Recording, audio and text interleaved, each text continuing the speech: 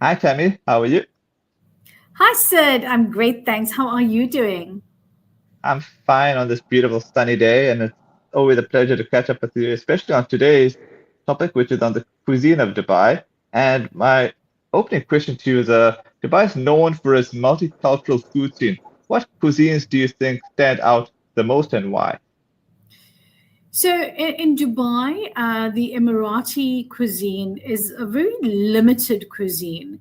So the few dishes that they do have here, they do serve a lot of camel meat, and Oh, the camel they will serve. They actually have like I think there's one particular chain of restaurants that only specializes in camel meat, and then you have like the Bedouin cuisine, and it's very similar to the Lebanese or Levantine cuisine.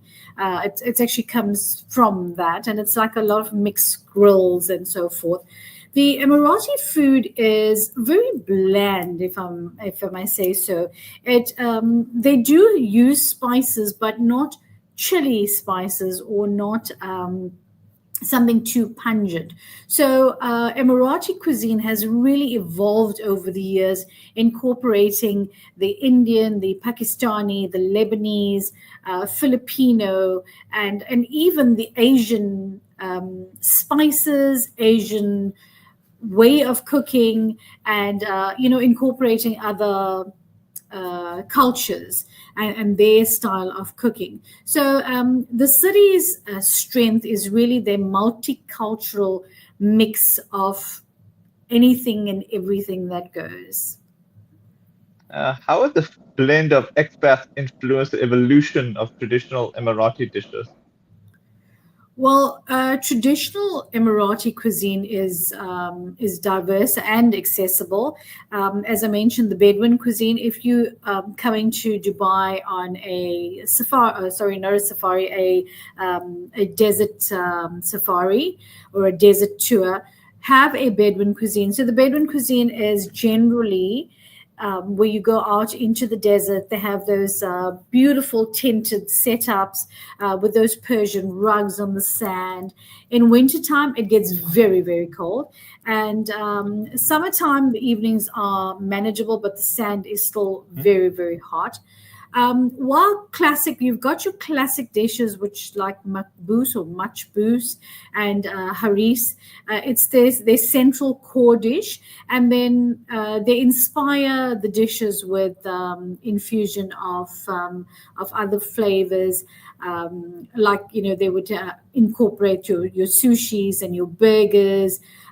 Restaurants now they modernize the traditional recipes with the international techniques. And remember, here we've got the best, the cream of the crop of chefs from around the world that are actually housed in some of the top restaurants and hotels in Dubai.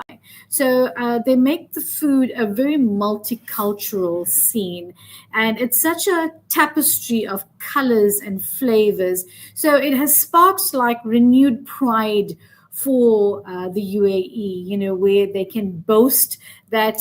I've not seen. I've widely traveled. I've not seen such a boastful array of cuisines anywhere else in the world, because you've really got everything. We have the freshest vegetables from everywhere in the world all year long.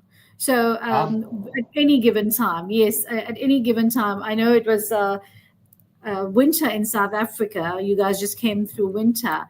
And during mm. winter, I had the most amazing mangoes. And mangoes, I can have them at any time of the year. I can have the South African fruit, South African vegetables, Indian vegetables.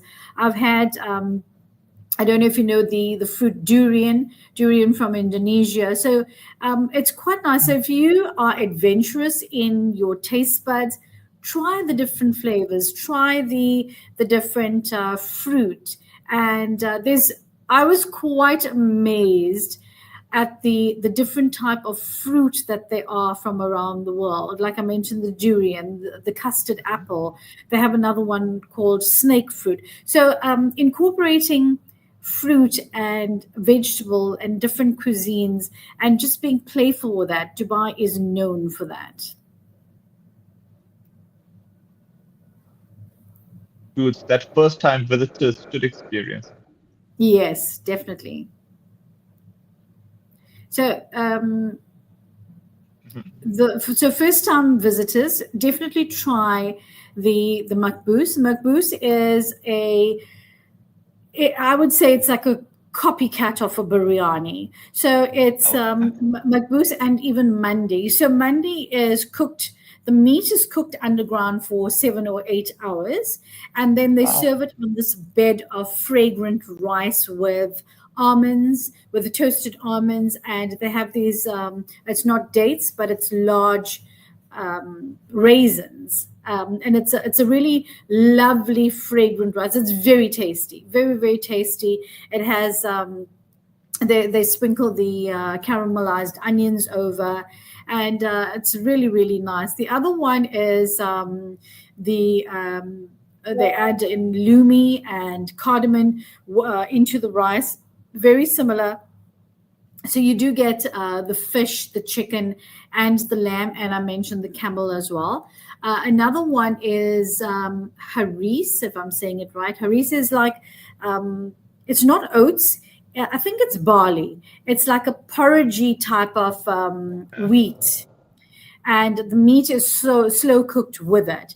And that is very popular during Ramadan, especially because it's a filling dish and it keeps you fuller for longer. So haris is quite popular.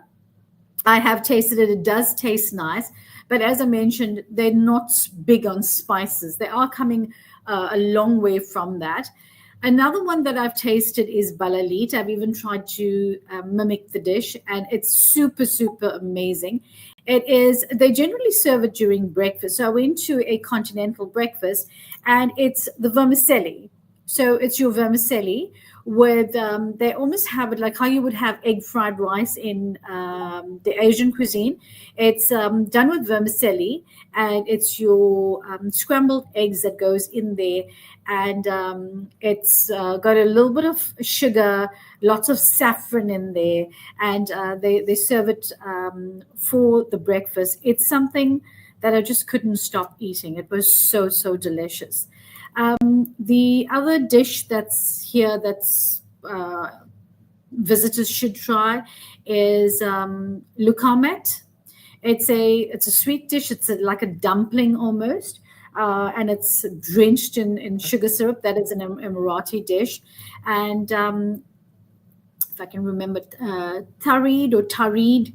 It's stew with meat and with vegetables. And what they would do there is they would take the Arabic bread, or they would take it's like a filo pastry, and they either toast it or they fry it, and they place it on the dish, and they top it with this hearty stew.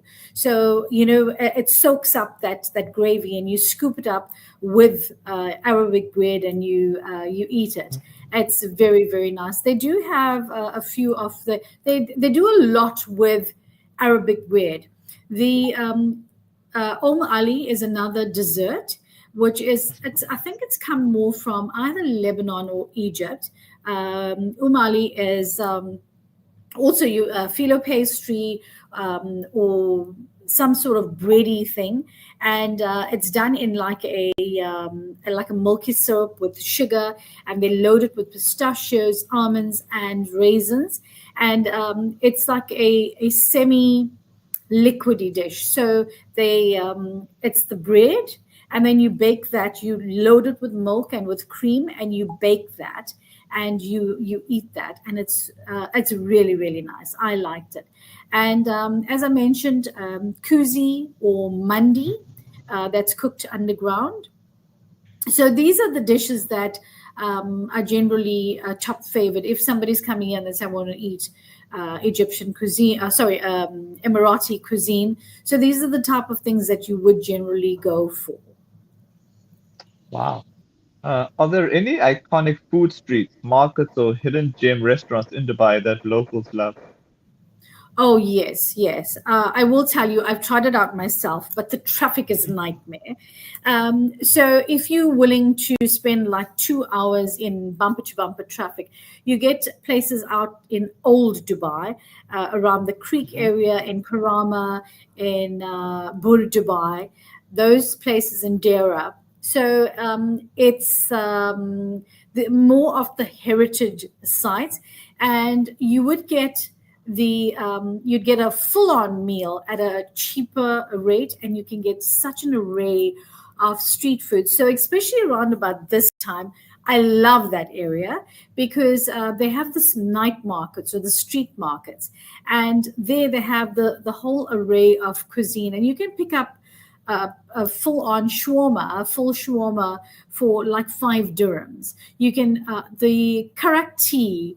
I actually went to a function. I was doing and I was emceeing a function in there, and I walked on the streets and I bought karak tea for 1 dirham, which I've never Oh, seen anywhere in Dubai. So that's equivalent to 5 rand, and so if you like the hustle and bustle and watching people sell their baked goods and their whatever they have in those night markets, this is the time to go into Karama, into Dera, into Bur Dubai, and taste those different cuisines. And it's absolutely such a lovely atmosphere because people don't sleep. They go on till 2, 3 in the morning, and you will actually find them in the early morning. When the heat is, well, it's now that it's cooler, the heat is all obviously eased off, and you get just stroll through the streets. It's so lively. It's really, really good.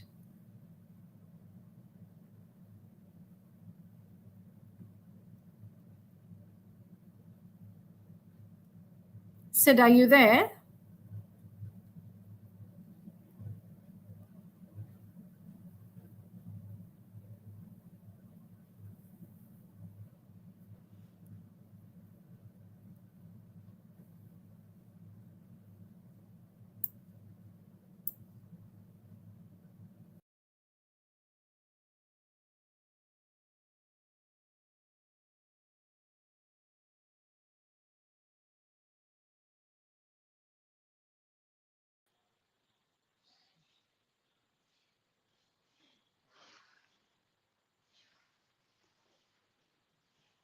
Hey, you back?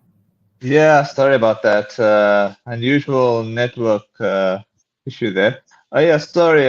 My question to you was, how does the dining cost in Dubai compare between traditional food spots, food courts, and luxury restaurants? So throughout Dubai, dining costs Hmm. vary widely. You can eat well on any budget, whether you want top class, cream of the crop, or you just want something quick grab. You can get anything. And with the diversity of cultures and the expats here, you can basically get anything. So you can get an average cost of about anything from $8 to $20 per person. And then if you want to experience something top class, I've even seen some of the local celebrities where they would go out to like the Atlantis, and they would have I saw one of the ladies last week. It was her birthday, and she had Heston Blumenthal. He's one of the top world renowned chefs. He prepared, it was a private dining area, he prepared especially for them, and that cost, they paid in pounds, that cost a good few pounds. It can reach up into the hundreds of thousands of rands. In food courts, you get average costs. There's lots of food courts in all the malls. Some of the malls, like you go into the Mall of Emirates or the Dubai Mall, they have at least about 2 or 3 food courts, which are buzzing with people, buzzing with every type of cuisine. You can get anything from, I would say, $7 to up to $20 in the food courts. You can eat good food cheap, and if you want, obviously, and there's a lot of restaurants there as well. And then, as I mentioned, you get the fine dining where you've got one restaurant outdoing the other. So, for example, my hubby proposed to me in the tallest restaurant in the world, which is on the Burj Khalifa, called the Atmosphere. And there you have a waiter and a wine connoisseur at your table specific to you. So obviously you're paying premium for that service. And in the way that they go the extra mile. So when you're up there, it's so tall, it's almost a kilometer up into the sky. When you're up there, you're basically just above the clouds. And it's such a beautiful experience because after your dinner, Mhm. they bring you this little wooden box. It looked like a jewelry box. First I thought it was cigars, but when you open it, it's their home brand chocolates.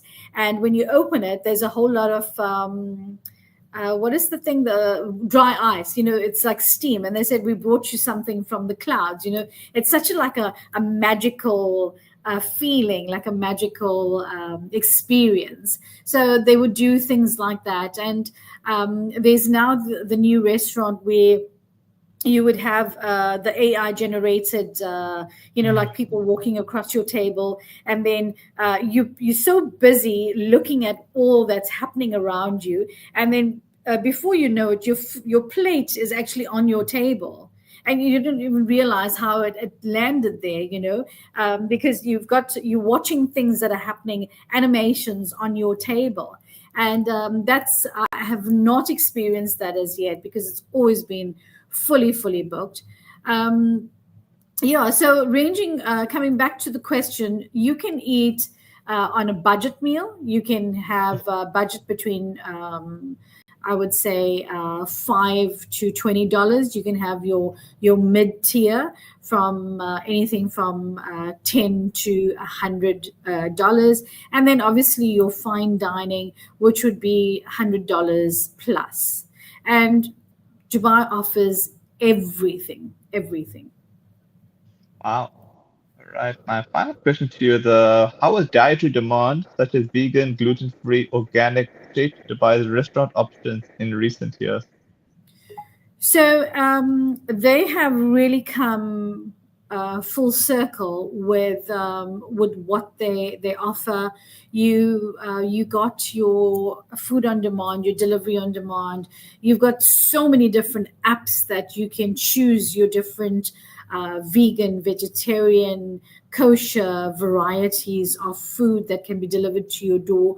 I know the ultra high network individuals that majority that live on the Palm, they would book out certain chefs that come to their home and prepare a meal for them. Obviously, you've got the money, you can pay for that service. So there is a rise, there's a huge rise of plant based and vegan dining or vegan offers that you can have. Strange enough, I looked for soya products that in the stores here, and they don't have that big of a range of soya products. And if you are like very staunch when it comes to vegan or vegetarian, you've got to understand, like some of the places where they have a buffet, they tend to mix spoons, or they would take the one cover from the meat and put it over the vegetables. So there's a lot of places that are still coming to terms with like Indian vegetarian or Hindu vegetarian, I would say, and like the vegan, where people are like very staunch about how they eat their food, what they eat their food on.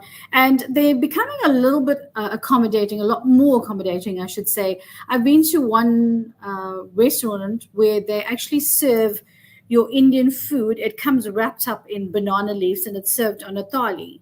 And so they're embracing different cultures and different ways of cooking and the spices, etc.